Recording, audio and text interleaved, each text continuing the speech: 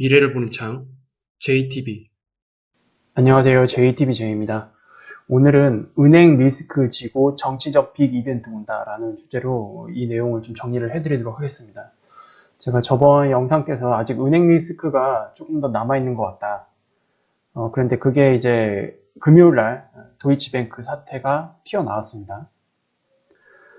이거는 저는 조금 그래도 시간이 걸릴 거라고 봤거든요. 그래도 이번 주까지 넘어올 줄 알았는데, 옐런 재무장관이 굉장히 발빠르게 대응을 하면서 이 이슈가 미국 시간으로 금요일 시장에 나왔거든요. 근데 금요일 시장이 마감되기 전에 이슈를 그냥 종료시켜버렸어요. 어떻게 종료시켰냐면 피마 레포라는 거를 사용을 해서 종료를 시켰습니다. 이게 뭐냐면 미국채를 가지고 있는 은행들이 미국채를 맡기고 달러를 빌리는 장치예요. 그러니까 해외 은행도 포함이 되는 거죠, 이렇게 되면. 그래서 이거를 통해서 그냥 바로 유동성을 공급하는 방식. 이게 만약에 국채가 아니고 다른 거는 이제 좀 불가능하겠죠. 지금 어쨌든 이 이슈가 장기 국채랑 좀 많이 맞물려 있기 때문에 이렇게 좀 해결을 할 수 있었던 것 같습니다. 그래서 이게 결과적으로 이번 주까지 이슈가 넘어왔었다면 우리나라 시장도 이번 주 월요일에 굉장히 안 좋았을 거예요. 그런데 아시아장으로 넘어오기 전에 이슈를 종료시키면서 그냥 우리나라는 별 타격 없이 장이 시작됐죠, 이번 주에. 그래서 어쨌든 완전히 100% 완전히 잠재웠다라고는 할 수는 없지만, 이제는 뭐 거의 웬만한 은행 리스크는 당분간 수면 아래로 내려간 거 아니냐, 이렇게 보는 게 좀 맞을 것 같고요. 그리고 진짜 무서운 거는 이게 아니에요. 이게 아니고, 이제 지금 얘기 많이 나오고 있잖아요. 상업용 부동산 관련해서, 그리고 뭐 우리나라 같은 경우는 PF 이쪽 관련된 채권들, 이게 좀 문제가 될 것 같긴 한데, 이거는 지금 당장은 아니고 하반기 때 우리가 좀 살펴보면 될 것 같습니다. 일단 뭐 상업용 부동산 같은 경우에는 저는 개인적으로 이번 리스크의 진짜 몸통이라고 보고 있는데, 미국의 중소은행들 중에서 상업용 부동산과 관련된 대출이 80%예요. 그러니까 대형은행은 20%밖에 안 가지고 있어요. 그런데 중소은행들이 지금 80%를 가지고 있다는 게 문제인 겁니다. 이게 당연히 문제가 되겠죠. 지금 어떻게든 은행 리스크는 틀어막고 있고, 이것과 관련된 거는 아직 시간적으로 여유가 있기 때문에 지금 당장 터지지는 않겠지만, 이게 이제 하반기 어느 시점 되면 이게 또 수면으로 올라올 겁니다. 근데 이거는 연준 쪽에서 대놓고 막을 수 있는 방법이 딱히 없습니다. 국채는 그걸 담보로 해서 돈을 빌려줄 수 있지만, 이거 담보로 해서 돈을 빌려줄 수 있는 그런 게 아니죠. 이거는 아예 그냥 구제금융을 해야 되는데, 지금 구제금융 할 수 있는 그런 상황이 아니잖아요. 그래서 이거는 좀 별개의 이슈다. 굉장히 큰 리스크다. 이렇게 보시면 될 것 같습니다. 그래서 이거는 이제 하반기에 살펴보자 라는 게 제 관점입니다. 그래서 어쨌든 뭐 은행 리스크는 그냥 이 정도로 보시면 될 것 같고, 지금 뭐 최소한 상반기까지는 별다른 신경을 안 쓰셔도 되지 않을까, 그렇게 생각을 하고 있습니다. 그리고 그 다음 이제 정치적 비이벤트에 대한 건데요. 한반도의 정치적 모멘텀이 크게 발생할 수 있습니다. 이제 4월 말에 한미 정상회담이 있거든요. 지금 신에치슨 라인이 이렇게 그어지고 있어요. 이런 식으로. 사실상 이거는 뭐 치포 동맹이라도 봐도 될 것 같고, 그리고 4차 산업 시대에 미국 주도의 패권, 그 라인이라고 보셔도 될 것 같습니다. 그 라인에 한국도 포함이 됐다. 이렇게 보시면 될 것 같아요. 근데 문제는 한미 정상회담을 하기 전에 한 가지 절차가 있어요. 그게 바로 일본과의 관계 정상화입니다. 이유는 이 안보 라인, 그리고 밸류체인 때문에 그래요. 그래서 어쨌든 한미 정상회담을 하기 전에 한일 간의 정상회담을 통해서 모든 것들을 좀 빠르게 정상화 해볼 필요는 있겠다라고 미국 쪽에서 제의를 한 것으로 예상이 되고요. 그리고 이제 그렇게 되면은 미국과 한미 정상회담을 통해서 이제 우리가 또 받을 게 있잖아요. 지금 당장 우리나라 정말로 중요한 게 이 반도체법이랑 IRA 법입니다. 지금 이것 때문에 우리나라가 지금 미래 성장의 발목이 딱 잡혔거든요. 근데 아마 한미 정상회담을 통해서 이런 것들이 어느 정도 조금 예외 사항을 두고 우리는 좀 연착륙할 수 있게끔 완화해주는 그런 뭔가가 나올 것으로 예상이 됩니다. 그래서 어쨌든 이걸 받아내기 위해서 이런 과정들이 지금 필요했다라고 보고 있는 거고, 크게 봤을 때는 미국 입장에서는 이거는 이제 미중 간의 패권 전쟁의 하나이기 때문에 이것을 위한, 이 준비를 위한 안보 라인, 그리고 밸류체인 라인, 이거를 공고히 할 수 있는 그 환경을 지금 빨리 만들고 싶어 하는 것 같아요. 그래서 어쨌든 지금 전 세계는 미중 패권 전쟁 소용돌이로 들어가고 있는 중이다. 이렇게 보시면 될 것 같고, 그 다음에 특히 우리나라 같은 경우는 4차 산업 관점에서 봤을 때 굉장히 중요한 국가잖아요. 그리고 지정학적으로도 그렇습니다. 그래서 지금 이 패권 전쟁에 직접적으로 영향을 주는 국가들 중에 하나예요. 그리고 지금 상황이 이렇다 보니까 우리나라도 이제 더 이상 중위 외교가 힘들어진 그런 상황까지 막판까지 지금 온 것 같고, 최종적으로 그동안은 경제는 중국, 안보는 미국이었지만 이제 중국에서 탈중국화해서 경제 라인까지 미국 쪽으로 옮겨야 되는 그런 상황이 온 게 아닌가 그렇게 생각합니다. 이제 이런 것들을 이번에 최종적으로 정리하는 그런 한미 정상회담이 될 것 같습니다. 그리고 대외적으로 이제 어떤 것들이 진행되고 있는지 좀 볼게요.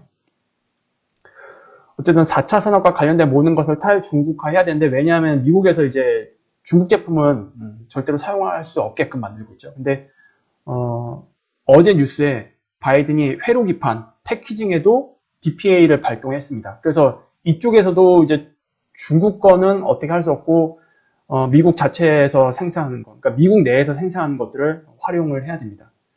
당연히 이게 반도체 관련이잖아요. 미국 쪽에 공장을 가지고 있는 국내 기업들에게는 상당히 호재가 될 것으로 예상이 되고요. 이게 내용 보시면 아시겠지만 단순히 반도체가 아닙니다.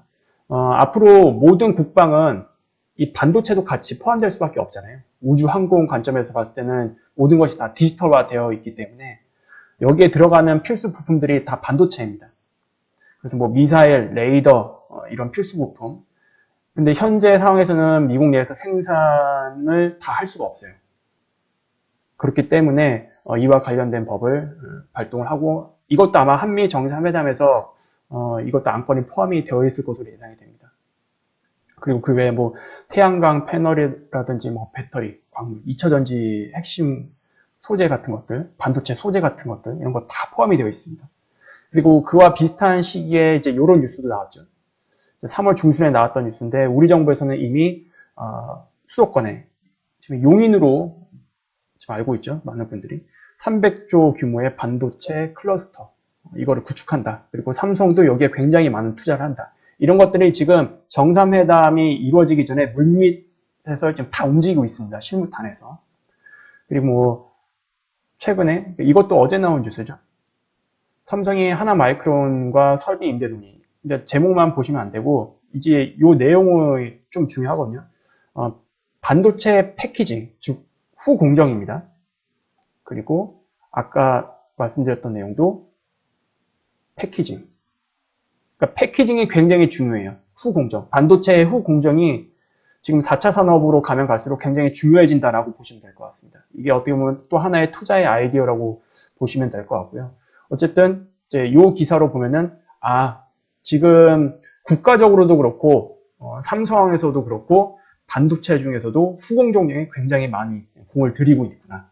이렇게 보시면 될 것 같습니다. 이런 것들에 굉장히 많은 투자가 될 거다. 그래서 이런 비슷한 그 류의 그 뉴스들이 지금 연달아 계속 나오고 있어요. 그리고 이제 OLED 쪽도 마찬가지입니다. 공교롭게도 지금 이 시기에 애플에서 이제 중국 거 더 이상 안 쓰려고 하는 것 같습니다. 이쪽에서도 탈중국화 하는 것 같고, 뭐 핑계는 중국 쪽 패널에서 빗셈 현상이 발생된다. 그래서 이제 못 쓰겠다. 뭐 이런 식으로 나오는 것 같은데, 그래서 추도 물량을 삼성 디스플레이 쪽으로. 이제 겉으로 핑계는 이건데 그냥 중국 쪽을 다 배제하는 그런 방향으로 기업들도 지금 움직이고 있을 거고, 지금 일이 이미 이제 이쪽으로 다 진행이 되고 있는 것 같습니다. 그리고 이제 오늘 뉴스 보면은 정부도 충남의 디스플레이 클러스터, 삼성이 여기에 5조를 투자한다. 그러니까 다 지금 물밑에서 다 굉장히 바쁘게 움직이고 있는 거예요. 그래서 요거를 좀 정리하면 이렇습니다. 일단 국가 간의 그 정상회담 과정을 보시면 정상회담이 잡히기 전에 사전 실무 협의가 진행됩니다. 그리고 이때 대략적인 안건도 다 채택하고 어떻게 할 것인지 합의도 다 도출합니다. 이런 상태에서 딱 마무리가 되면 그러면 정상회담을 언제로 할지 이 일정을 잡게 됩니다. 그리고 나서 정상회담을 진행을 하게 되죠. 사실상 정상회담 일정이 잡혔다라는 거는 이게 이미 다 끝난 거예요. 실무단에서. 그래서 대통령이 정상회담 일정에 와서 만나서 악수하고 최종 성명을 하면 되는 게 이제 국가 정상회담이잖아요. 그래서 어쨌든 최근 이 나오는 정치적 이벤트를 보면은 한일 정상회담이랑 한미 정상회담 일정이 동시에 잡혔어요. 이 이야기는 뭐냐? 이미 한일 정상회담에서 어떻게 해서 어떤 과정을 거쳐서 빨리 마무리가 되고 그거를 최종적으로 한미 정상회담으로 어떻게 이끌 거냐. 이 모든 스토리가 다 이미 각국 정상과 실무단에서 다 얘기가 됐다는 얘기입니다. 그래서 어쨌든 최종 목적지는 이거죠. 미국 주도의 새로운 밸류체인. 이거를 위한 중대 사안으로 보는 게 지금은 합리적이다. 그러니까 지금 뭐 솔직히 한일 정상회담 가지고 말이 많잖아요. 그건 누구나 다 인정합니다. 그런데 큰 관점으로 봤을 때 지금 미중 패권 전쟁으로 인해서 이런 것들이 지금 발빠르게 진행되고 있고 결국 이 새로운 밸류 체인을 위해서 좀 묻어야 될 거는 묻어야 되고 막 그렇게 좀 내몰려 있는 상태인 것 같습니다. 지금. 그래서 정부도 굉장히 좀 빠르게 좀 넘어가려고 하는 그런 느낌이 조금 저는 듭니다. 그래서 어쨌든 지금 이 정상회담은 일반적인 정상회담이 아니고요. 미국에게는 패권 싸움과 관련된 매우 중요한 일정들이에요. 그리고 우리나라도 이 과정에서 최종 선택을 해야만 하는 상황까지 이미 왔기 때문에 지금 이런 일들이 벌어지고 있다고 저는 생각을 합니다.